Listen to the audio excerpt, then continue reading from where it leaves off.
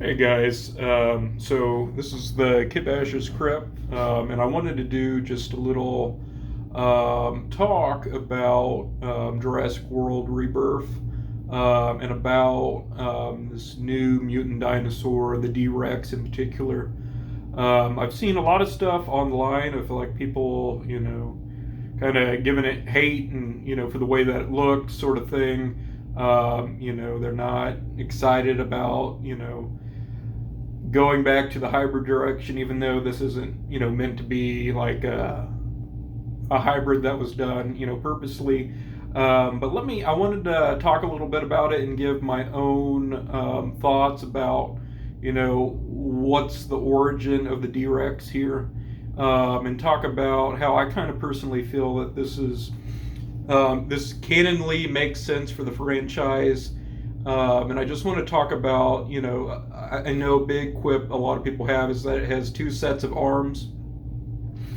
But you got to remember, with, DNA, it's not just a single strand. It's, they're packed into different chromosomes. And each animal has different, numbers and sets of chromosomes. And not only that, but like the like this is like the arm gene for a human might be on like our third chromosome, where like the arm gene for, I don't know, a salamander could be on like chromosome 8. So the DNA gets packaged in really different orders depending on the organism and depending on how many chromosomes it is. So especially if this is, if we're to believe that this is going back to the original park when they're first making the original dinosaurs, back in the early 90s and 80s, then we can suppose that, well, for one, they have no idea how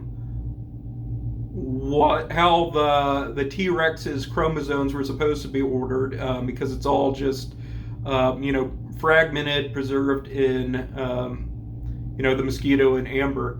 But also they're splicing it with frog, which is a very distant relative, on the family tree, to the T-Rex. So, even if they do know how the chromosomes are supposed to be packaged on the T-Rex, it's very likely that the genes for the T-Rex's arms are on a completely different chromosome than what the genes are for the arms on the frog. So when you think you're filling in the gaps of a broken genome of the T-Rex, adding in DNA that you think should be for something else, there's a very likely outcome that perhaps you've inadvertently, you have the original DNA from the T-Rex's arms, and now you've added the DNA for the arms of the frogs. So now you've got a genome that is coding for arms twice, basically, because you didn't know where those genes were on the different chromosomes. You just added it in, and you can end it up with duplicate, codings for arms in that way.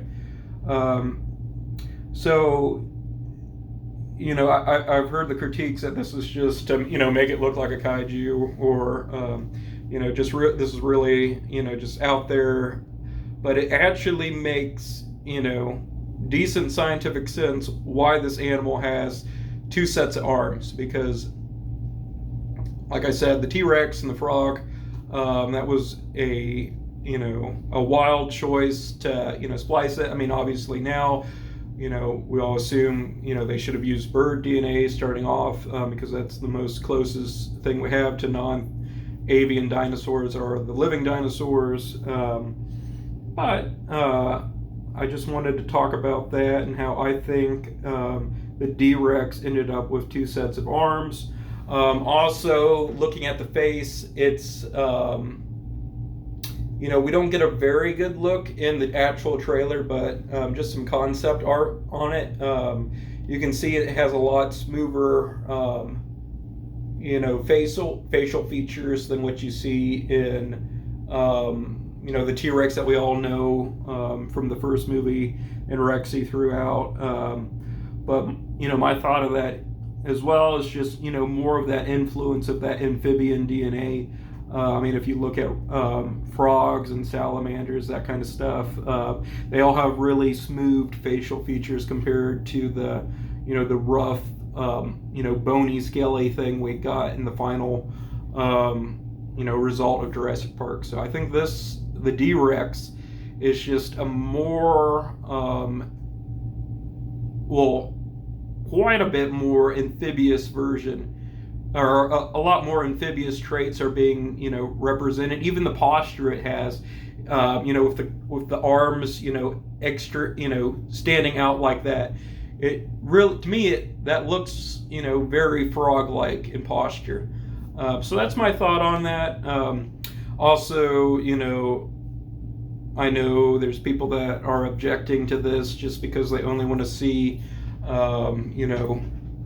scientifically accurate dinosaurs on there. But for me personally, Jurassic Park was never about dinosaurs. It was always about just the unruly, power of genetic engineering. So for me, this makes total sense. In fact, if we had this DNA, or if we had this, technology and it was just freely released all over the world, I think the most likely outcome is that you're going to see a lot of, just completely unique organisms springing up that, various scientists, for whatever reason, are creating all over the world. So I like that we have this mutant dinosaur coming in the new movie. I'm really excited to see how it works, see if those my hypothesis is correct, and it's just largely influenced by the frog DNA. But ultimately, we'll just have to wait till the summer to see on that. But thank you all for coming and listening to me ramble on this today. I appreciate you. A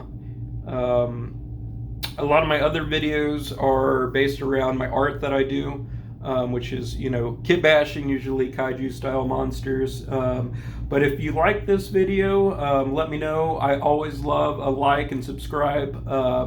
And let me know if you want more, more of these science fiction-y talks about, different, franchises like Jurassic Park, Godzilla, that kind of stuff. Because I'm definitely open to that. But if not, just enjoy my, regular art projects, and I appreciate you for being here, and I'll see you in the next one. All right, bye-bye.